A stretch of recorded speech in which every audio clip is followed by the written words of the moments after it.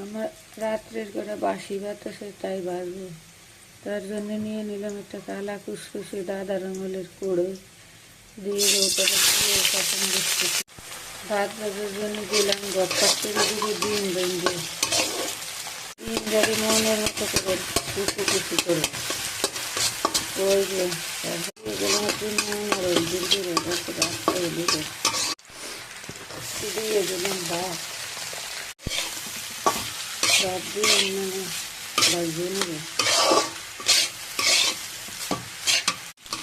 এই যে দিয়ে দিলাম আমার ভাত ভাজা, দিলাম একটু বিনের ভাতা দিতে হবে না।